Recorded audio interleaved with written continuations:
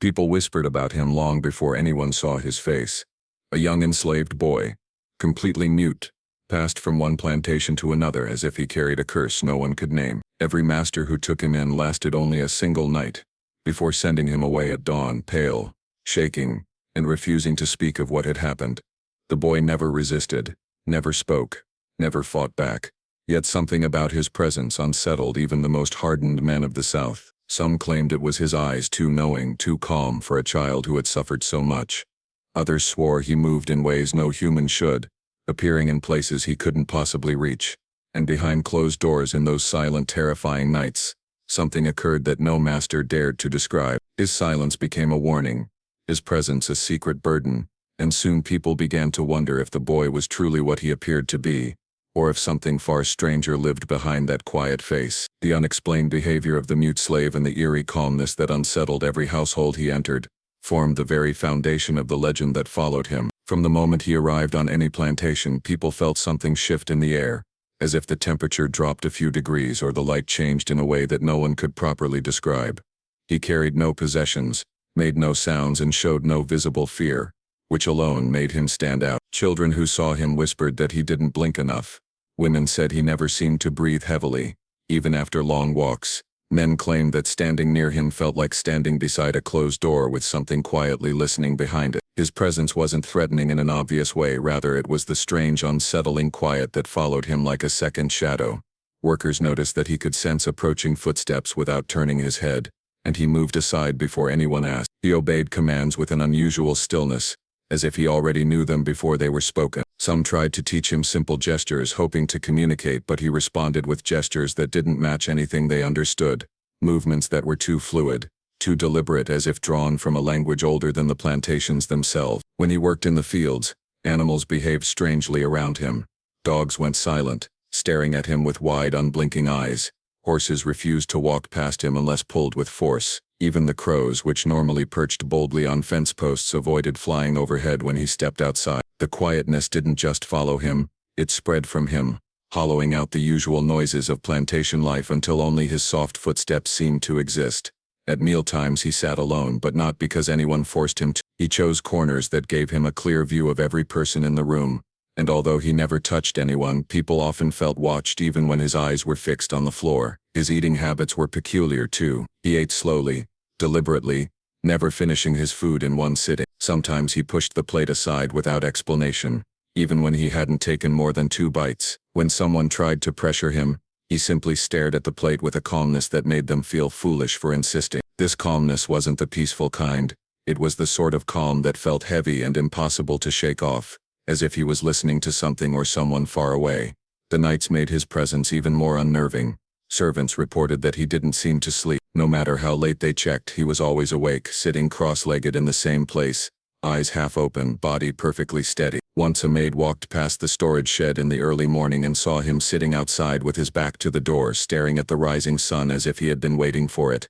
She said his eyes seemed too reflective in the sunrise, almost as though the light bent strangely across. When she approached him, he turned his head slowly, far slower than anyone would normally turn, and the movement made her step back without knowing why. She insisted he wasn't dangerous, yet she felt as if her heart always beat a little too fast when he was near. Despite his silence, he had a way of influencing the moods of those around him. Arguments quieted when he walked past. People who were normally talkative became unusually subdued. Some individuals even avoided looking directly at him, claiming they felt a strange pressure in their chest when he held their gaze. He seemed unable to cry, laugh, or display any wide emotion, but there was something in his eyes, a depth that suggested he felt far more than he let on. It wasn't sadness or fear, it was something closer to awareness, a heavy understanding that he carried silently.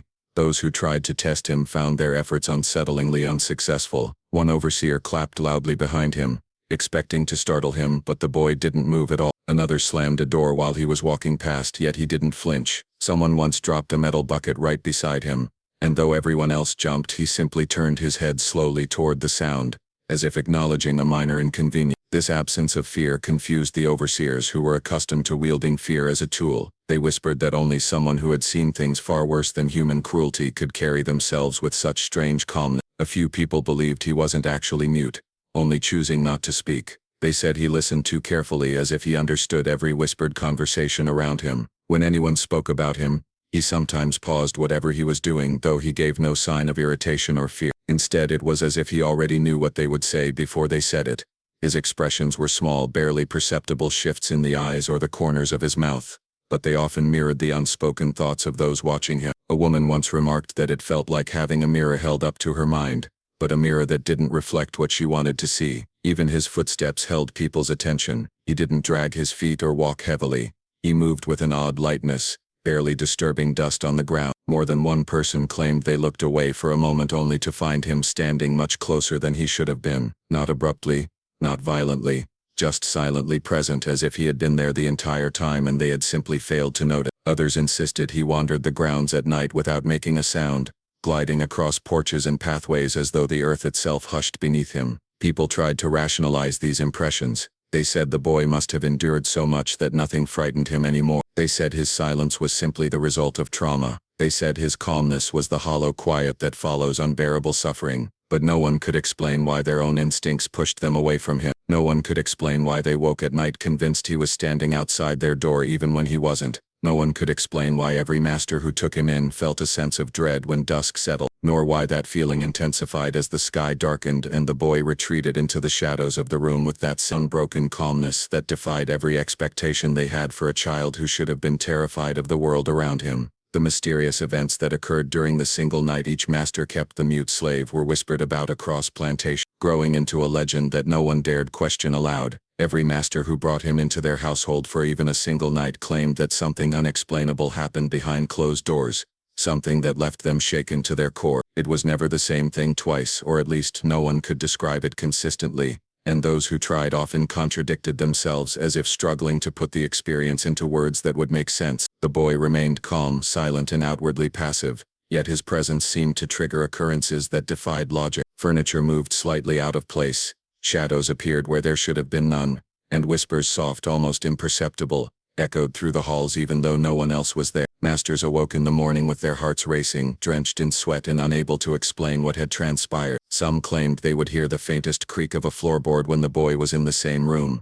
yet when they checked he was sitting silently, eyes fixed on the ceiling, unmoved. Others swore that objects shifted while he was merely observing, a cup sliding from a table, a chair overturned, a candle extinguished mid-flame. These weren't dramatic movements, they were subtle, almost imperceptible, but combined with the oppressive silence they left the household uneasy. Every sound, every shadow seemed magnified and every creak felt like a deliberate signal of some hidden presence. Masters often reported that the air grew heavy in his presence, thick with a quiet tension that made even the strongest men hesitate. The sensation was not one of threat exactly, but of awareness, as if the boy's very being had the power to reveal hidden fears and latent anxieties within anyone nearby. Night after night, servants would hear the subtle rustle of movement, footsteps on stairs that led nowhere, and doors opening and closing without explanation. Yet when they investigated, the boy was always in the same place he had been hours before, eyes steady and calm, almost unnaturally patient. Masters who slept in the same house would awaken with a gnawing sense that someone or something was observing them. They often reported glimpses of him standing in doorways,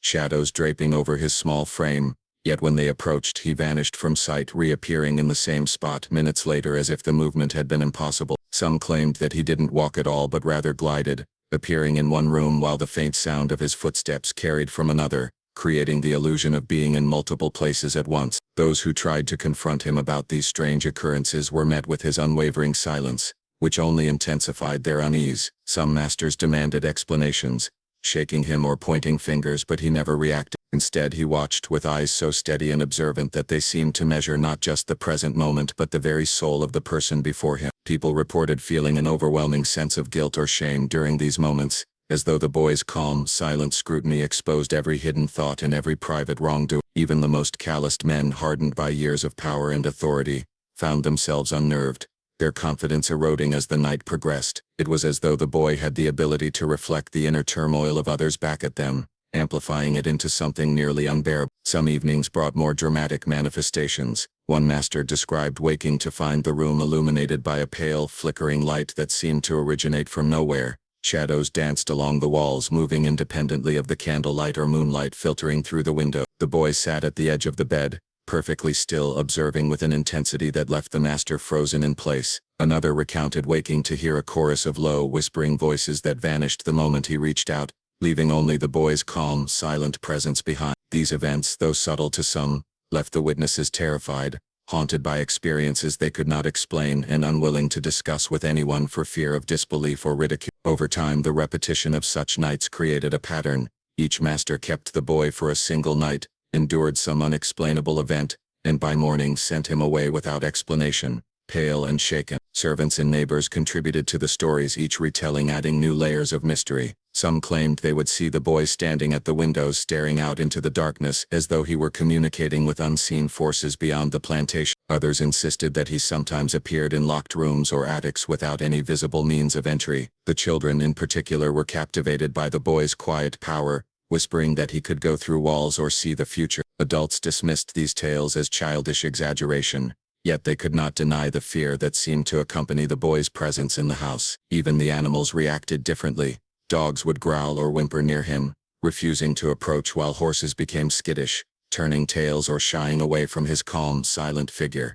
No one could explain the nights in any conventional, rational explanations, such as trickery or clever manipulation, fell apart under scrutiny. The boy did not touch the objects, did not make sounds, and did not display any extraordinary physical abilities, yet the effects were undeniable. Masters reported feeling watched, measured, judged, and somehow diminished after spending a single night in the same house with him. Even those who attempted to mock the boy or treat him cruelly found themselves uneasy, often leaving the room or retreating to their chambers, overcome by an anxiety they could not rationalize. The mysterious events were subtle, psychological in nature, yet so consistent and pervasive that they became impossible to ignore. Each new master approached him with skepticism and resolve, yet by dawn, the same fear, awe, and confusion left them, surrendering to forces they could not name. Rumors grew, spreading beyond the confines of individual plantations. Travelers passing through towns would hear whispers of the mute boy who caused unrest wherever he stayed, the boy whose silence was more frightening than 1,000 words. Some said he carried a curse,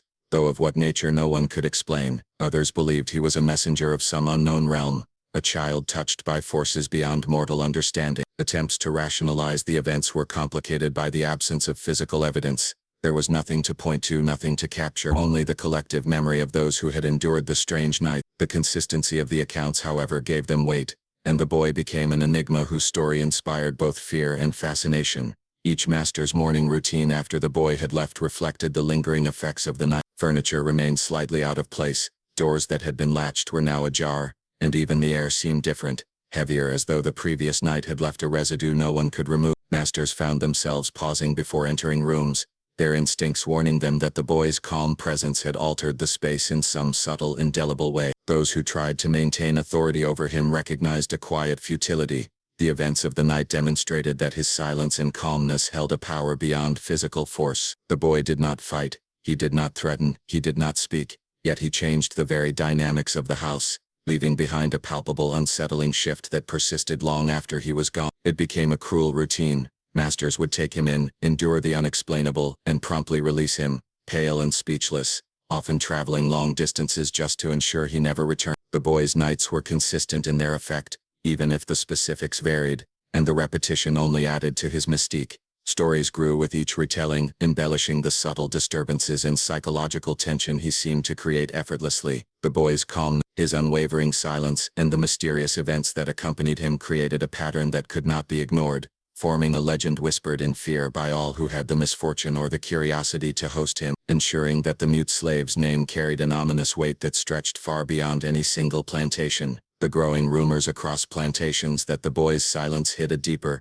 otherworldly truth no one dared confront became a shadow over every community that encountered him. The story began with hushed conversations among the servants, whispered at night in kitchens and behind barns, and soon spread to overseers and masters, who found themselves unnerved by the accounts even when they refused to believe them. People claimed that the mute slave carried a presence that could not be quantified, a quiet weight that pressed on the minds of those around him. At first the stories were dismissed as superstition, a convenient way to explain the unnerving calm he brought into each household. Yet as more plantations reported similar experiences, the pattern could not be ignored. The boy's silence was not merely the result of fear or trauma, it seemed deliberate, purposeful, as though he understood the profound effect his quietude had on others, and used it to maintain control over the atmosphere without ever speaking a word. Whispers suggested that his silence allowed him to perceive things beyond human understanding, Some claimed he could sense intentions before they were acted upon, recognizing the hidden fears and secret thoughts of anyone nearby. Masters who prided themselves on authority often found themselves hesitating,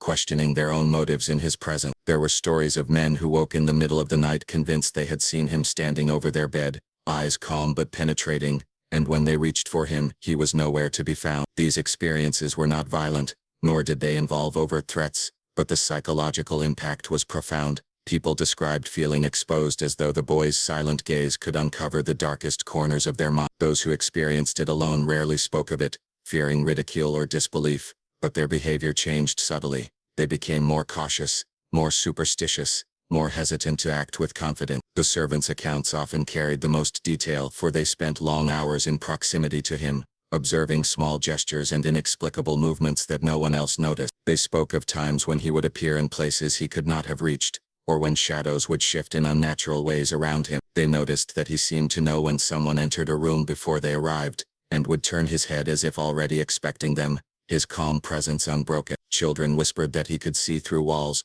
or hear the thoughts of the dead, embellishments that reflected the fear and awe he inspired. These tales were not merely exaggerations, they reflected the real tangible effect the boy had on the people around him. He became more than a mute child. He became a symbol of an unknown force that could not be rationalized, a living enigma whose presence challenged the boundaries of belief and perception. Rumors also suggested that the boy's silence was a form of protection, not just for himself, but for something far greater. Some believed he had been touched by forces beyond the natural world, perhaps cursed or blessed in ways that mortals could not comprehend. His muteness, in this interpretation, was not a limitation but a shield, allowing him to navigate dangers and observe the world without exposing himself. Others speculated that he carried memories or knowledge of events that predated his birth, that his calm demeanor masked an awareness that no adult could match. Masters who had attempted to force him to speak often failed, leaving them frustrated and unnerved, and in some cases pale and frightened. These incidents added weight to the notion that his silence was a deliberate strategy, a tool that amplified the mystery surrounding him. The boy's reputation grew as he moved from one plantation to the next. Tales of his strange influence were shared cautiously, often spoken only in the safety of closed rooms, or whispered under cover of darkness. People described him as having a presence that was simultaneously passive and overwhelming, an enigma that could not be confronted directly without risking discomfort or fear. Masters who dismissed the stories initially often became believers after their own experience of that single night, recounting events in ways that hinted at both terror and awe. They would leave the boy with another household, pale and silent, unable to explain exactly why they were relieved to see him go. Yet even after he had left, the rumors lingered, spreading across the region, growing with each retelling, as if the boy's presence had left an invisible mark on the minds of those who had encountered him. Some went further, claiming that he had knowledge of the unseen, that he could interact with forces beyond human comprehension. There were whispers that he had been trained or marked by entities unknown, that his calmness and silence were manifestations of powers that defied ordinary understanding. Masters and servants alike claimed that when he was present, they could feel the shift, a subtle alteration in the way reality behaved. Objects seemed to resist explanation, sounds echoed oddly, and shadows moved in ways inconsistent with their source. Attempts to confront him or understand his nature often failed, leaving individuals more confused and uneasy. The boy's muteness, rather than diminishing his influence, amplified it, transforming his quiet into a kind of silent authority that no one could challenge. Stories of his effect on animals too contributed to the rumors. Dogs would growl and cower in his presence, while horses became skittish and resistant, as though responding to some subtle and perceptible energy. Birds and other small creatures avoided areas he occupied, and insects seemed to alter their behavior in the stillness around him. People took note of these peculiarities, interpreting them as signs that the boy's influence extended beyond the human realm. Even skeptics could not deny the consistent pattern. Wherever he went, subtle but unmistakable changes occurred, both in the behavior of animals and in the emotional state of humans. These observations reinforced the belief that his silence concealed something extraordinary, a force that could not be understood through conventional means. As the boy's reputation spread, attempts to rationalize or debunk the stories only fueled the mystery. People who tried to attribute the events to fear, coincidence, or superstition often found themselves unsettled by the very phenomena they sought to explain away. A single night with the boy was enough to instill a lingering sense of unease, and the repetition of these experiences across multiple households created a pattern too consistent to ignore. Over time, the mute slave became more than a curiosity. He became a symbol, a harbinger of the unknown, an enigma that challenged the natural order, and left all who encountered him questioning the limits of perception and understanding. The rumors grew, carried in whispers, letters, and hushed conversations, each retelling adding layers of speculation and dread. The boy's silence, his calm, and the strange occurrences that followed him became inseparable in the collective memory, ensuring that his presence would haunt plantations long after he had passed through, a living mystery, whose truth remained locked behind his unbroken quiet. No one ever truly understood the boy, and perhaps they never would. He remained a living paradox, silent yet commanding, calm yet unsettling, ordinary in appearance yet extraordinary in presence. Masters who thought themselves brave were humbled, and servants who prided themselves on knowledge were left with only question. His nights in the house left invisible marks, traces of a force no one could name, and the whispers that followed him grew into legends that stretched across plantations and towns. People spoke of him in hushed tones, half in fear, half in awe, as though mentioning his name aloud might summon the same unexplainable presence that had terrified their predecessors. In the end, the mute slave became more than a person. He became a mirror of the human mind's deepest fears, a silent testament to the unknown, and a reminder that some mysteries are too profound to be solved. Every master who sent him away did so with a shiver they could not shake, and every household that hosted him carried an invisible tension long after he left. His silence was not emptiness, it was power, and his calm was not peace, it was revelation. The boy moved through the world unseen, yet unforgettable, leaving behind a trail of questions that would haunt those who encountered him forever, proving that some enigmas are eternal, and some presences are impossible to forget.